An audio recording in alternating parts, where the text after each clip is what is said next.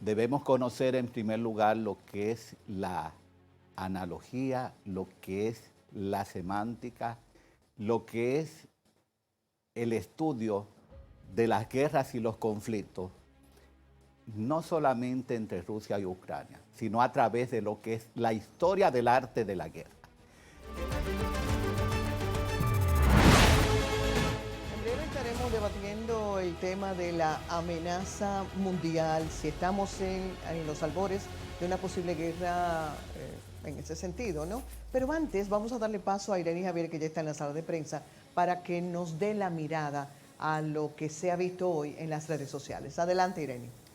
Buenas noches, Lisette, Víctor, a nuestros invitados. De igual manera, impensable lo que hay personas que dicen que puede ocurrir ante esta situación entre Ucrania y Rusia. Les cuento de que el hashtag en las redes sociales Rusia y Tercera Guerra Mundial ha sido tendencia, es lo que la gente cree y piensa. Pero mientras tanto yo quiero mostrarles este video luego de que España, Estados Unidos, Italia y Grecia pues cerraron sus embajadas en Rusia luego del ataque que fue de parte de Ucrania hacia Rusia y luego de que también pues en Kiev también pues han lanzado misiles pues en esta guerra que actualmente ha arreciado más de lo que anteriormente pues habíamos pensado o existía. Ustedes pueden ver en sus pantallas las imágenes de lo que ha ocurrido y de la situación que se ha avecinado en estos momentos. Tal y como han visto en sus pantallas, los misiles se han lanzado y también vamos a mostrarles otro video justamente que se ha hecho muy viral en las redes sociales. Este lo encontré en Twitter porque se comentó mucho y luego de que Rusia dijo que ya puede empezar una guerra nuclear, lo que podría ser una guerra nuclear entre Estados Unidos y Rusia. Fíjense ustedes, es inteligencia artificial, tenemos que tener mucho cuidado con el tema de las noticias falsas, pero esto se hizo a través de la inteligencia artificial, lo que podría ser una guerra nuclear entre Estados Unidos y Francia, que en esta situación pues muchos países, reafirmo Rusia, que en esta ocasión muchos países se pueden ver pues afectados, hay mucha tensión, hay mucha presión y esto no es lo que está ocurriendo ahora, importante aclarar, no podemos engañarnos ni pensar que esto puede ser cierto en la actualidad, pero esto es lo que podría ocurrir si ocurre una guerra nuclear, como pueden ver en pantalla. Hay mucha tensión, las redes sociales se han calentado bastante y luego de ese anuncio, pues definitivamente se cree que puede ocurrir una tercera guerra mundial. Yo vuelvo con ustedes a los estudios porque quiero que analicemos este tema y Víctor ya está preparado pues para conversar con nuestros invitados. Así es, el señor Miguel Ángel Cordero, experto en geopolítica, el magistrado Hirohito Reyes, pasado juez de la Suprema Corte de Justicia, con su análisis internacional también sobre este tema, y el consultor político y analista internacional Janel Ferreras sobre esta situación. ¿Cuál es la mirada de ustedes sobre esta amenaza de lo que pudiera ser una tercera guerra mundial? Me cuesta hasta decirlo, magistrado Hirohito Reyes. Bueno, yo en principio creo que no, que esto no va a generar una tercera guerra mundial, porque el conflicto, desde mi perspectiva, es esencialmente una reafirmación y una manifestación de Rusia a ser reconocida como potencia, porque el conflicto no tiene su origen solamente en la crisis del Maidán, en Ucrania, sino hay que remontarlo a la época de la finiquitación de la Unión Soviética y que Rusia tenía una esfera de influencia en todos los países del bloque del Este. Y entonces a la OTAN expandirse hacia el bloque del Este, eso ha crispado las élites rusas que nunca han sido pro-occidental. Entonces, en esa circunstancia es que se viene tejiendo todo esto. Fijaros bien que muchos de los países que estaban en la esfera de la Unión Soviética pasaron e integraron a la OTAN. Pero el caso de Ucrania es más comprometedor porque Ucrania formaba parte de la Unión Soviética, no era un país del Pacto de Varsovia, como lo podía ser Rumanía, Bulgaria, etc. Entonces ahí había un conflicto de espacio de poder entre grupos prorrusos y grupos que eran pro-occidentales. Se da el conflicto del Maidán y un grupo aupado por Rusia toma una parte de lo que es el Donbass. Y entonces ahí comienza ese conflicto que se da esa primera guerra que empieza en el 14, ¿me entiendes? Luego entonces es que se produce la ocupación de Crimea por parte de Rusia, que siempre consideró eso parte de su territorio, y después entonces, como consecuencia de esto, se da la ocupación de Ucrania. Entonces, hay que ver que Saltó a Afganistán. No, porque la ocupación de Afganistán en el 80, en el 79, y ya eso es otro concepto. Pero no pudiéramos comparar que Estados Unidos también alimentó y le presentó armamentos a favor de los afganos para combatir la invasión rusa. La ocupación de Afganistán dio origen a lo que se llamaron las escuelas coránicas de Pakistán.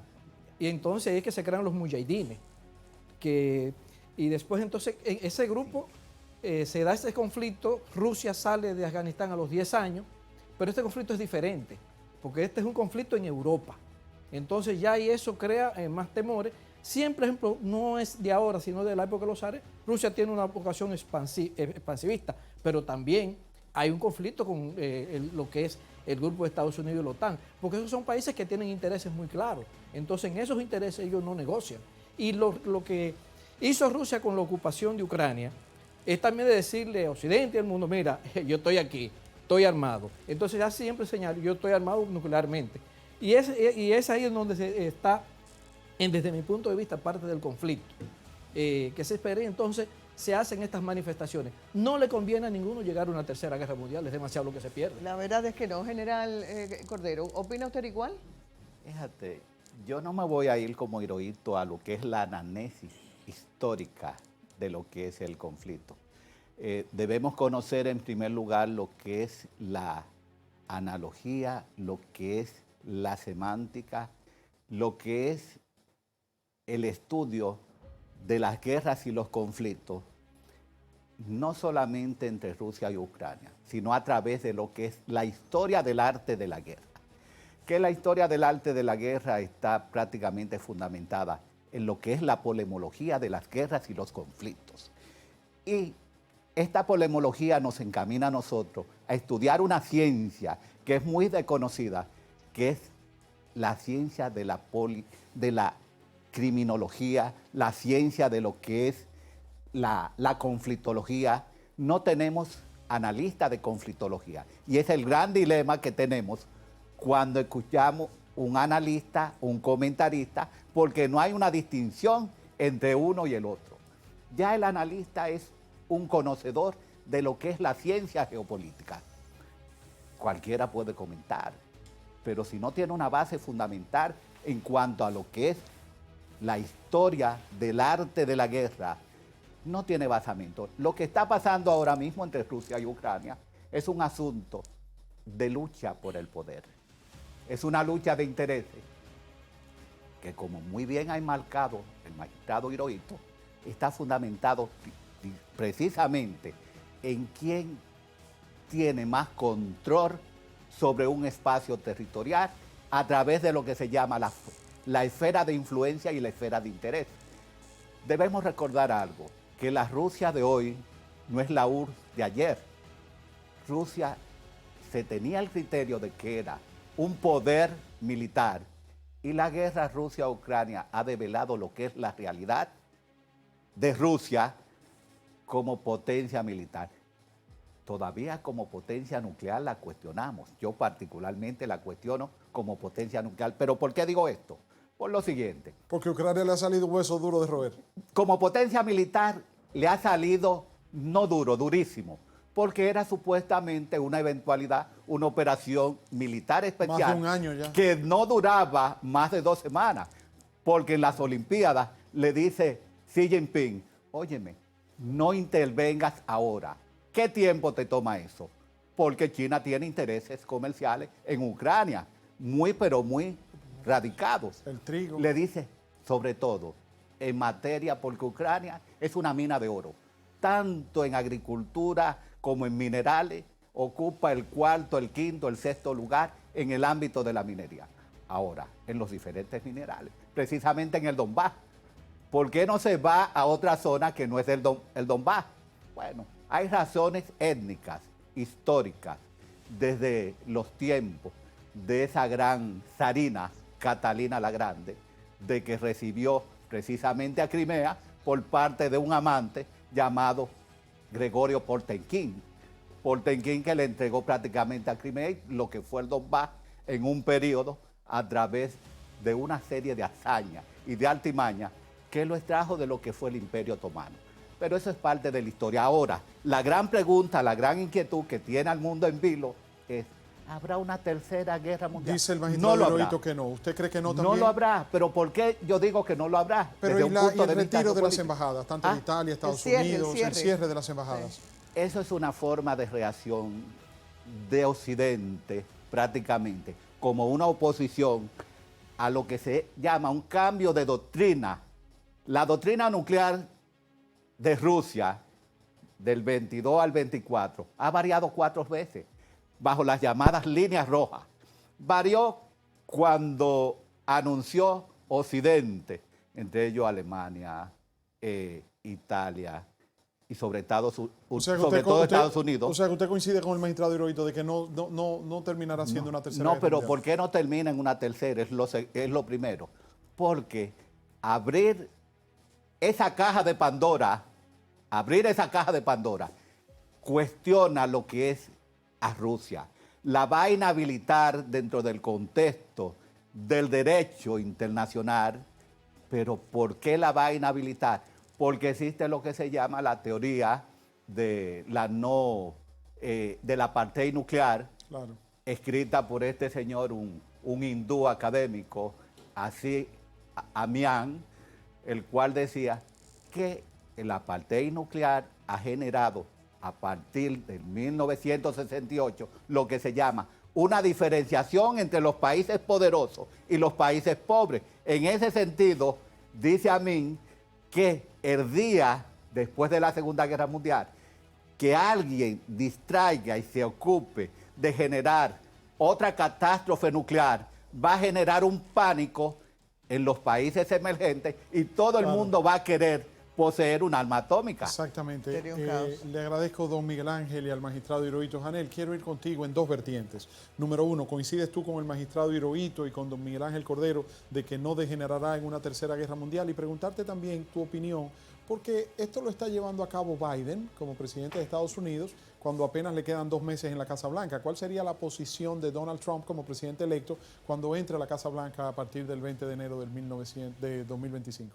Mira, yo guardo distancia de las opiniones de los distinguidos y honorables panelistas. Sin embargo, independientemente de que corroboro de que no habrá una tercera guerra mundial, no deja de preocuparme la situación que ha venido desarrollando en la escalada actual. La guerra de Rusia y Ucrania está muy conectada en manos de Occidente, porque en el mundo no hay nada que se parezca más a un ruso con un ucraniano y viceversa. De hecho, vienen del mismo origen de la Rus de Kiev. Claro. Uno de los países más corruptos de Europa es Ucrania. Rusia le pagaba a Ucrania $2.000 millones solamente por el uso del territorio. Y lo que está sucediendo con Ucrania es lo mismo que Estados Unidos hizo con Cuba. Nadie está obligado a tener al lado de su casa una gente apuntándolo con una pistola a la cabeza. Y yo pienso que el mundo también tiene 2 guerras paralelas, la guerra de la información y la guerra real. En la guerra de la información, nosotros recientemente vimos cómo Kamala ganaba las elecciones de una forma arrolladora. Y resulta que cuando llega el día de las elecciones, Donald Trump gana con la ventaja más amplia en medio siglo. Acabó con todo. Exacto. Se llevó la Cámara de Representantes, el Senado, todo. El resultado de las elecciones de Estados Unidos está muy conectada a la escalada actual en Rusia y Ucrania. Porque la aprobación de los misiles, en principio, Stone Shadow, por el Reino de Inglaterra, que es un misil que tiene una carga de 450 kilos y un alcance hasta 500 kilómetros, y ahora la incorporación del misil Atacamp, que tiene una carga de 170 kilos y una distancia hasta 300 kilómetros, lo que va a decir es que Rusia en ningún momento se va a dejar destruir. ¿Y cuál es el peligro que tiene este conflicto, la escalada? Yo escuché a Biden decir que van a derrotar a Putin. En este conflicto, o hay un tratado de paz internacional o hay una destrucción de la humanidad. Ni Rusia pierde ni Ucrania pierde. Perdóname ahí, Janel. El mundo árabe no lo podemos dejar fuera de la ecuación, porque si bien es cierto que los países de la OTAN están alineados con Estados Unidos y apoyan la defensa de Ucrania en contra de Rusia, tanto China, tú lo manifestabas ahorita, y también los países de Medio Oriente, los países árabes, estarían a favor de Pero, Ucrania, de pero ese Rusia. es el otro componente, Víctor. Es que detrás del conflicto también tenemos que visualizar siempre el G7 y los BRICS. ¿Qué sucede en el caso de los BRICS? Hay un país como Turquía que forma parte de la OTAN, pero que también quiere formar parte de los BRICS. Entonces, ¿hasta qué punto Rusia y China, que son aliados estratégicos en términos bélicos y económicos, van a enfrentar ese poderío del G7? En definitiva, el conflicto de Rusia y de Ucrania y el conflicto de Israel con los cuatro frentes, los hutíes, Hezbollah, la Guardia Revolucionaria de Irán y la gente de Yemen, al final tendrán que ocuparse con un tratado de paz. ¿Cuál ha sido el conflicto? Que Donald Trump estableció en su comando de campaña que una vez él alcanzara a ganar las elecciones en Estados Unidos, él iba a proponer un espacio de paz. Aparentemente la agenda bélica del mundo que sostiene estos conflictos, porque hay que decir lo siguiente, por cada día de guerra hay muchas personas que se enriquecen mientras otros mueren. Obviamente, la de Estados Unidos, la economía de Estados Unidos se sustenta en la guerra. Pero no puede, como dice un poema de Calderón de la Barca, no puede la humanidad sucumbir ante el deseo de enriquecimiento de un grupo. Nace el ave que respira y que tiene la belleza suma con flor de pluma. Nosotros no podemos en Occidente celebrar una guerra donde niños, ancianos, como los hospitales en la Franja de Gaza están destruyendo eso en medio de una guerra bélica, simplemente para dar respuesta a un sistema económico. Porque en definitiva yo pienso que aquí lo que hay es una lucha entre el G7 y los BRICS. Perdóneme por el atrevimiento de mi pregunta y se la dejo a los tres. ¿Consecuencias para República Dominicana de manera directa de este conflicto? Totales, porque la economía es interconectada. El traje que tiene el general tiene un botón que lo hacen en China, la tela en Francia, se ensamblan en una zona franca de Santo Domingo Norte y se vende en Times Square. Entonces, hasta el salón de belleza en un barrio popular de Santo Domingo va a pagar los misiles que se detonen en la franja. Magistrado. No, ciertamente cualquier conflicto de corte internacional que tenga una de gran envergadura va a influir en todo lo que es el mundo entero.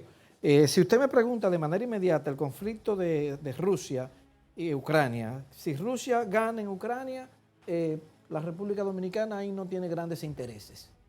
¿Entiendes? Si lo que se impone es la posición de Occidente, eso no es porque, en cierta medida, el conflicto concreto ese, de manera inmediata, porque nosotros no tenemos vínculos comerciales directos muy fuertes con ninguno de esos dos países, en términos fácticos. Pero si se sale de ahí. Pero si se sale de ahí, por ejemplo, el caso concreto, cuando se habla, es muy bien la observación de Janel, aquí están interviniendo otros grandes poderes.